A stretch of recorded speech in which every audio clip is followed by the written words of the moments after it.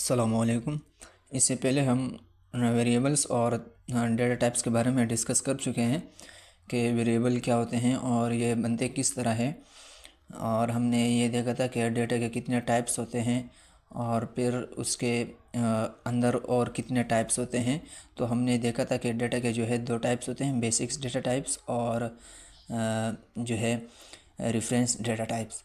सही है। और हमने देखा था कि वेरिएबल कैसे बनता है। तो सिंपल हमने एक वेरिएबल का नेम लिखा था प्रोग्राम और उसके अंदर हमने डेटा रखा था। सही है। वेरिएबल के अंदर दो चीज़ें आती है, एक उसका नेम और एक उसका डेटा। अब जो वेरिएबल के अंदर हम डेटा रखते हैं इसकी चंद टाइप्स है। सही है, जिसके बारे में इंशाल्लाह हम इस क्लास के अंदर देखेंगे कि वो कौन कौन से टाइप्स है जिसे हम वेरिएबल्स के अंदर रख सकते हैं। सही है। तो डेटा की बेसिक्स दो टाइप्स होती है, बेसिक डेटा टाइप्स और रेफरेंस डेटा टाइप्स। सही है। अगर यहाँ से मैं कंसोल के अंदर जाऊँ तो ये सिंपल हमने जो वेरिएबल प्रिंट किया था यहाँ पर वो शो हो रहा है। सही, this is the data of global variable. सही है। यहाँ तक तो उम्मीद है सबको समझ में आया होगा। अब नेक्स्ट हम पढ़ेंगे कि ये बेसिक्स डेटा टाइप जो है यानी नंबर, फ्लोट और स्ट्रिंग, ये किस तरीके का डेटा होता है। सही है। यहाँ अगर मैं एक वेरिएबल बनाऊँ, सही है, तो आपको मालूम होगा कि हम वेरिएबल के लिए दो चीज़ें जो है चूज़ करते हैं, एक उसका नेम और एक उसका डेटा। तो सबसे पहले हम वेरिएबल का जो है एक नेम रखेंगे। एग्जांपल के तौर पर मैंने वेरिएबल का नेम रखा है अली। सही है। फिर हम डालेंगे is equal to. After that हम लिखेंगे जो इसका डेटा है। सही है।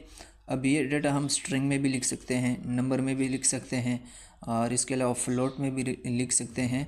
फिर इसके अलावा रेफरेंस डेटा टाइप्स के अंदर भी हम लिख सकते हैं। सही है। तो अब हम सिर्फ जो है बेसिक डेटा टाइप्स के बारे में देखेंगे कि ये क्या होता है। तो सिंपल ये जो है सबसे पहले जो डेटा है नंबर, ये किस तरीके का दिखता है। तो अगर मैं आपको यहाँ पर दिखाऊँ तो ये नंबर जो है ना वो कुछ इस तरीके से दिखते हैं, यानी 1 2 3 4 5। सही है। ये नंबर डेटा है। इसके अलावा नीचे है फ्लोट। फ्लोट डाटा किस तरह होता है, यानी जिसके अंदर डॉट हो। सही है, जिसके अंदर डॉट हो दरमियान में, ये फ्लोट डाटा है। और इसके अलावा स्ट्रिंग डाटा कैसा होता है, स्ट्रिंग डाटा जो डबल कोटेशन के अंदर हो, जैसे कि मैंने लिखा है स्ट्रिंग डाटा। सही है। क्योंकि प्रोग्रामिंग टेक्स्ट को नहीं पढ़ता। जब हम प्रोग्रामिंग के अंदर कोई अपना टेक्स्ट लिखते हैं तो उसके लिए जावास्क्रिप्ट के अंदर, तो उसके लिए हम डबल कोटेशन लगाते हैं। सही है। और जो डबल कोटेशन के अंदर जो डेटा होते हैं इसे सिंपल हम स्ट्रिंग डेटा कहते हैं। जैसे मैंने प्रोग्राम के अंदर दिया है, ये सिंपल हमारे पास स्ट्रिंग डेटा है। अगर मैं यहाँ पर नंबर डेटा दूँ तो कैसे दूंगा, सिंपल जो मेरे पास काउंटिंग होगी वो मैं दे दूंगा। अब यहाँ पर जो है नंबर प्रिंट हो चुका है। इस तरह अगर मैं यहाँ पर फ्लोट डेटा दूँ तो भी दे सकता हूँ। सही है, यानी पॉइंट लगा कर। सही, अगर मैं इसके दरमियान में पॉइंट लगाऊंगा तो ये फ्लोट डेटा हो जाएगा। सही है, जिसके दरमियान में पॉइंट हो, सिंपल अल्फाज में। तो ये जो है बेसिक्स डेटा टाइप्स थी। अब हम इसके बाद जो है देखेंगे कि रेफरेंस डेटा टाइप्स क्या होते हैं और ये किस तरीके का दिखते हैं। सही है। इसमें सबसे जो फर्स्ट है वो है ऑब्जेक्ट। सही है। ये एक डेटा की टाइप्स है। सही है, जो हम वेरिएबल के अंदर दे सकते हैं। जैसे कि हमने स्ट्रिंग दिया, फ्लोट, नंबर दिए, इस तरह हम इस ऑब्जेक्ट को भी किसी वेरिएबल के डेटा के अंदर दे सकते हैं। सही है। नेक्स्ट हमारे पास होता है एरे। सही है, इसको भी हम किसी वेरिएबल के डेटा के अंदर दे सकते हैं। ये भी डेटा की एक किस्म है। सही। और इस तरह एक होता है बूलियन। सही है, बूलियन को भी हम किसी डेटा के अंदर दे सकते हैं। सही, किसी वेरिएबल का डेटा हो सकता है बूलियन भी। सही है। अब इस क्लास के अंदर जस्ट हम ऑब्जेक्ट समझेंगे, ऑब्जेक्ट डेटा किस तरीके का दिखता है और इसे हम कैसे यूज़ कर सकते हैं। तो सबसे पहले मैं एक वेरिएबल बनाऊंगा जो सिंपल हमारा तरीका है। सही है। किसी वेरिएबल बनाने के लिए हम उसका एक नेम रखते हैं और उसके अंदर हम एक डेटा देते हैं। सही है। यहाँ पर सिंपल मैं एक लेट का वेरिएबल बनाऊंगा और अगर मैं इसको इसका एक नेम रखूँ वेबसाइट। सही है, तो मैं रख सकता हूँ, ये जो भी आप रखें आप रख सकते हैं। अब यहाँ नीचे मैं अगर इसको डेटा दूँ ऑब्जेक्ट में तो मैं कैसे दूंगा, सिंपल मैं लगाऊंगा यहाँ पर करली ब्रैकेट, ये इसका सिंटैक्स है, सही है। जहाँ आपको करली ब्रैकेट नज़र आए तो समझो कि ये ऑब्जेक्ट है, सही, यानी ये ऑब्जेक्ट डेटा टाइप है। अब यहाँ पर इसके अंदर दो चीज़ें होती है, एक की होती है और एक वैल्यू। जैसे वेरिएबल के अंदर एक नेम होता है और एक डेटा होता है। सिंपल ऑब्जेक्ट के अंदर भी यही वेरिएबल ही होता है, बट यहाँ पर हम वेरिएबल के अंदर हम दरमियान में इज़ इक्वल टू लगाते हैं, लेकिन यहाँ पर हम इज़ इक्वल टू नहीं लगाएंगे, बल्कि उसकी जगह हम लगाएंगे कॉलन। फिर इस जो की का इसकी वैल्यू लिखेंगे, सही। ऑब्जेक्ट के अंदर हम एक की लिखते हैं और एक वैल्यू लिखते हैं। आफ्टर दैट हम जब दूसरी की बनाएंगे तो उससे पहले हम एक कोमा डालेंगे, सही। अगर आप ये कोमा नहीं लगाएंगे तो आपको बड़ा एरर देगा और आपको बहुत तंग कर देगा। यहाँ पे मैंने सिंपल नेम लिखा है और फादर नेम, इस तरह मैं यहाँ पर रोल नंबर और यहाँ पे मैं इसको डेटा नंबर में दे सकता हूँ, सही है। ये मैंने चंद कीज़ बनाई है, बिल्कुल सिंपल है, मुश्किल नहीं, आप इसे बना सकते हैं। और जितना आप प्रैक्टिस करेंगे तो आपका जो स्किल होगा उतना ज़्यादा जो है मजबूत होगा और बिल्ड होगा। तो आप इसकी जितनी ज़्यादा हो सके आप प्रैक्टिस करें, सही है। जावास्क्रिप्ट के अंदर अगर आप प्रैक्टिस नहीं करेंगे तो आपसे ये भूल जाएगा, सही। मैं बार बार कहता हूँ प्रैक्टिस, क्योंकि अगर आप किसी चीज़ की प्रैक्टिस करते हैं तो वो स्ट्रॉन्ग हो जाता है, सही। मैंने यहाँ पर चंद कीज़ बनाई है, नेम, फादर, रोल और पर्सन का, सही। और इसके अंदर मैंने स्ट्रिंग में और नंबर और फ्लोट के अंदर मैंने इसको डेटा दिया है, सही। तो ये सिंपल हमारे पास एक ऑब्जेक्ट है। इस तरह हम जो है किसी वेरिएबल को डेटा ऑब्जेक्ट के अंदर दे सकते हैं। सिंपल हम करली ब्रैकेट लगाएंगे और उसके अंदर एक की और एक वैल्यू। फिर जब हम दूसरी की बनाएंगे तो उसके दरमियान में हम एक कोमा डालेंगे। अगर यहाँ मैं सिंपल स्टूडेंट लिख कर एंटर करूँ तो मेरे सामने वो जो ऑब्जेक्ट है जिसको हमने जावास्क्रिप्ट के अंदर बनाया था, यहाँ पर आप देख सकते हैं कि मेरे सामने ये शो हो रहा है, सही है।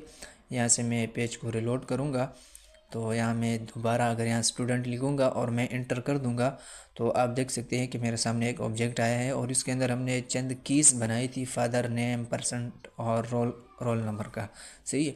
इसके अंदर हमारे पास ये कीज़ आ चुकी हैं। इस तरह हम जो है अपने वेबसाइट के अंदर डेटा जब बनाते हैं तो सिंपल हम ऐसे ही ऑब्जेक्ट के अंदर कुछ डेटा रखते हैं और उसको फिर दूसरी चीज़ के अंदर रखते हैं। जैसे हमने सिंपल यहाँ पर जो वेरिएबल है स्टूडेंट का, ये ऑब्जेक्ट को हमने स्टूडेंट वेरिएबल के अंदर रखा है, सही है, सिंपल।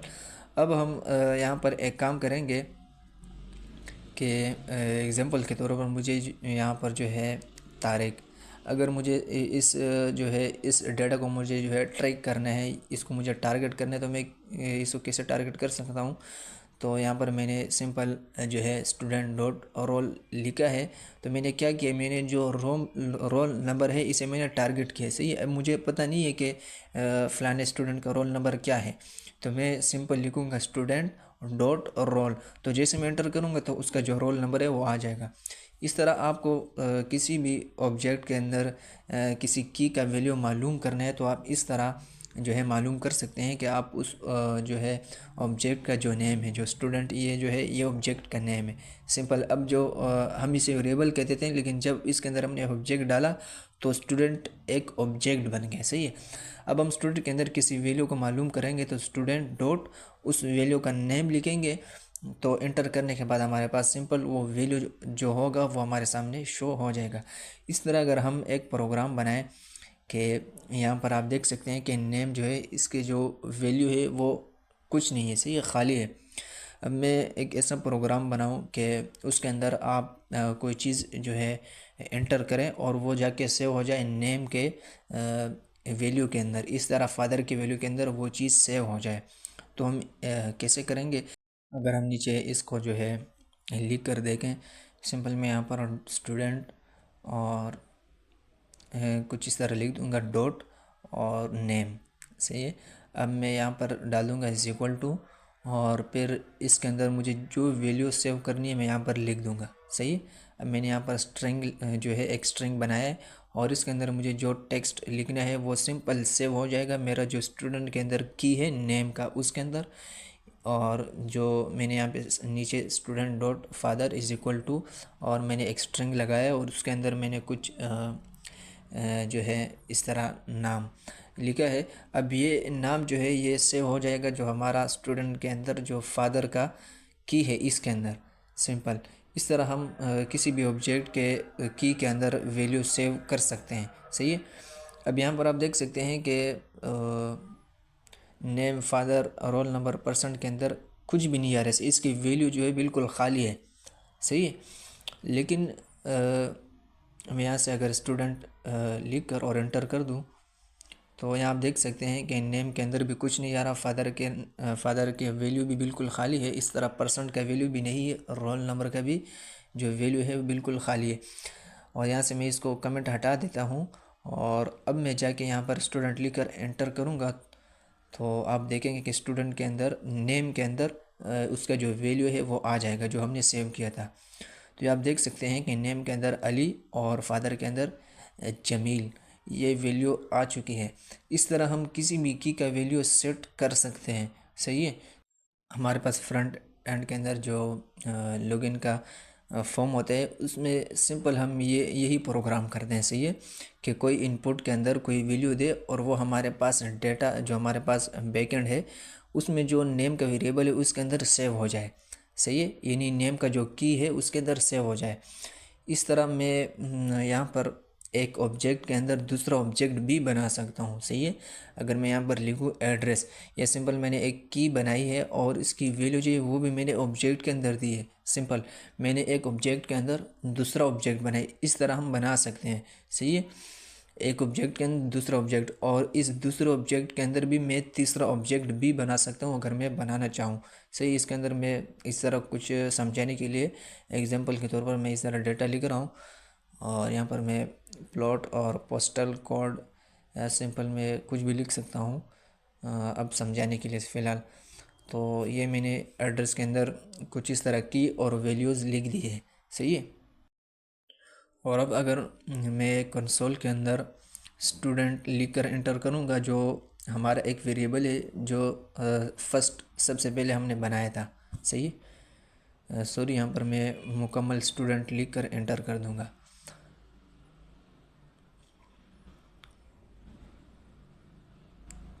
कुछ इस तरीके से। सही है। तो आप देख सकते हैं कि ये एक ऑब्जेक्ट आया है। सही है। और उस ऑब्जेक्ट के अंदर ये दूसरा ऑब्जेक्ट आया है एड्रेस का। सही है। और इसके अंदर चंद कीज़ हैं और उसकी वैल्यूज़ हैं। सही है। नंबर, प्लॉट और पोस्टल कोड। अब सवाल ये पैदा होता है कि हमने एक ऑब्जेक्ट बनाया और उसके अंदर दूसरा ऑब्जेक्ट बनाया। अब ये दूसरा जो ऑब्जेक्ट है, सही, सेकंड जो ऑब्जेक्ट है इसकी जो कीज़ है इसको हम कैसे टारगेट कर सकते हैं। सिंपल पहले हम क्या करते थे, हम स्टूडेंट डॉट नेम लिखते थे और ऑब्जेक्ट की जो कीज़ है उसको हम टारगेट करते थे। सही है।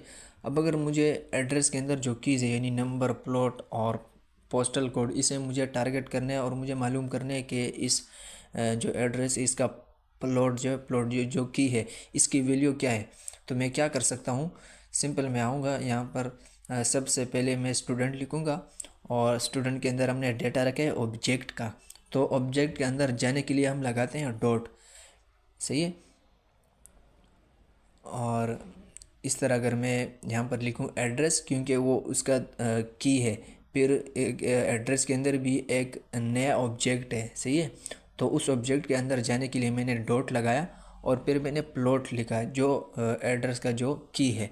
सही, मैंने एंटर किया तो सिंपल मेरे पास यहाँ पर जो इसकी वैल्यू है वो आ चुकी है। अगर मैं यहाँ से इसकी वैल्यू चेंज कर दूँ, सही है, और मैं इसकी वैल्यू कुछ और रख दूं तो वो मेरे पास कंसोल के अंदर शो होगा।